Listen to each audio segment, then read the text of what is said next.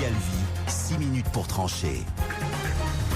8h21, bonjour Thierry Braillard. Bonjour. Vous êtes, je le rappelle, secrétaire d'État au sport. Vous réagissez ce matin à cette enquête révélée par RTL et Damien Delsoni. Le sport amateur est visiblement un nouveau vecteur de radicalité et de prosélytisme, militantisme, apparition de tenues traditionnelles, prières sur le terrain ou dans les vestiaires, refus de la mixité. Est-ce que vous êtes inquiet ? Nous sommes inquiets, mais nous ne sommes pas les bras ballants. Pensez-vous qu'en tout cas, sur certains clubs où on sait qu'il se passe des choses, où il est avéré qu'il y a un activisme dangereux, je rappelle que la France est en guerre contre le terrorisme, pensez-vous qu'il faille parfois dissoudre ces clubs ou les interdire ? Alors, c'est pas mon rôle. C'est celui du ministre de l'Intérieur, oui, par rapport à tous les phénomènes qu'il pourrait avoir comme information. Vous y êtes favorable ? Moi, ce que je veux vous dire, c'est qu'il faut aussi que les élus locaux jouent leur rôle. Et qu'il y a quand même aussi parfois des élus locaux qui ferment les yeux sur certains phénomènes pour X raisons, et on n'a pas à rentrer dans les détails. Pour avoir la paix sociale je pense que très bien. Des solutions viennent aussi du local. Et il se trouve qu'avant d'être ministre, j'ai été élu local, oui, et donc ça donne une certaine expérience pour dire par exemple que quand on voit que dans un même quartier, il y a deux clubs, et que les deux clubs sont en train d'avoir un fossé l'un avec l'autre, club des Blancs et le club des autres, j'allais dire des bigarrés, ça pose un véritable problème. Et quand j'ai le président d'un club qui me dit, un ami personnel, qui me dit qu'est-ce que je dois faire, qu'est-ce que je peux faire Thierry, car mon club est en train de se communautariser alors que c'est l'antithèse des valeurs républicaines que je défends, la solution n'est pas de l'État, elle vient aussi du local. Vous n'avez pas répondu à ma question qui était, faut-il parfois, dans certains cas qui sont forcément rares mais graves, dissoudre ces clubs, prendre la décision en tout cas de tout mettre en route pour le faire? Je vous ai répondu qu'il s'agit et je crois vraiment que chacun est dans son rôle, que la répression c'est pas le rôle du ministre des Sports, c'est le rôle du ministre de l'Intérieur, et que les services de Bernard Cazeneuve font leur travail très bien, et s'il faut, si véritablement on se rend compte qu'on ne fait plus du sport, mais on fait d'autres choses dans une structure, bien entendu qu'il faudra la dissoudre. Alors, en ligne avec nous, Jean-Philippe Assincy, qui est délégué général de l'Agence pour l'éducation par le sport. Bonjour Jean-Philippe Assincy, merci beaucoup d'être avec nous. Bonjour Yves. Vous connaissez parfaitement cet univers, puisque vous le portez à bout de bras à longueur d'année. Ce phénomène est-il nouveau ? Est-ce que vous avez observé vous-même ces phénomènes d'entrisme, de radicalité dans certains des clubs sportifs ?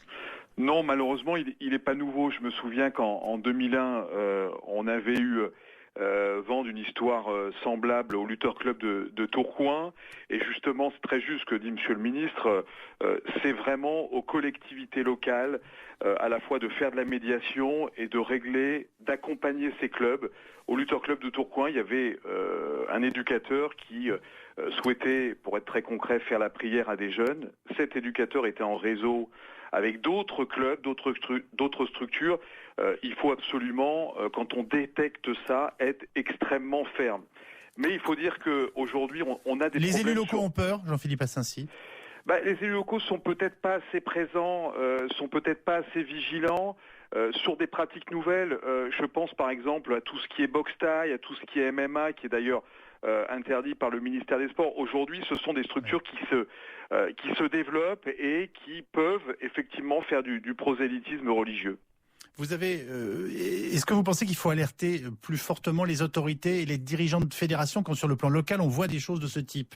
Bien sûr, mais il faut surtout soutenir ces milliers d'éducateurs.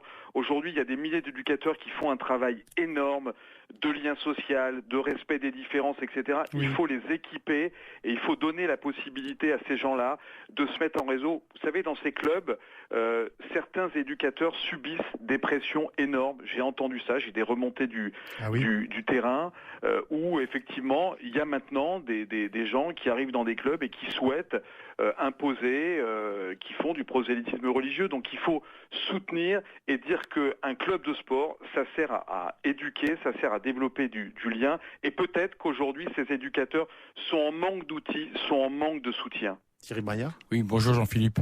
Je partage bien entendu tout ce qui vient d'être dit.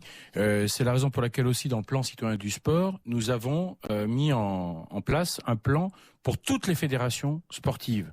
Elles ont un rôle aussi extrêmement important dans la formation de leurs éducateurs. Vous savez qu'il y avait des fédérations qui ne faisaient pas de formation à la citoyenneté, à la laïcité pour leurs éducateurs.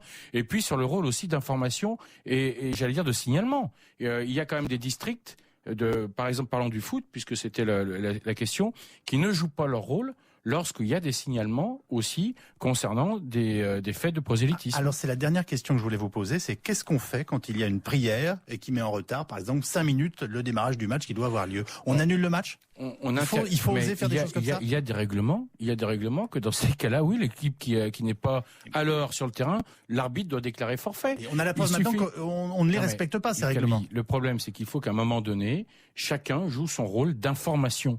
C'est pas de la délation, c'est de l'information. Si un arbitre ne peut pas donner son coup d'envoi à 9h du matin parce qu'il y a une prière, je suis désolé, il déclare forfait, il fait un rapport qu'il signale et là les autorités du football doivent aussi jouer leur rôle et notamment en termes de sanctions. Je pense qu'il faut responsabiliser tout le monde, ce n'est pas simplement qu'à l'État. Merci à Thierry Braillard, secrétaire d'État au sport. Grand merci aussi à Jean-Philippe Assincy, délégué général de l'Agence pour l'éducation par le sport.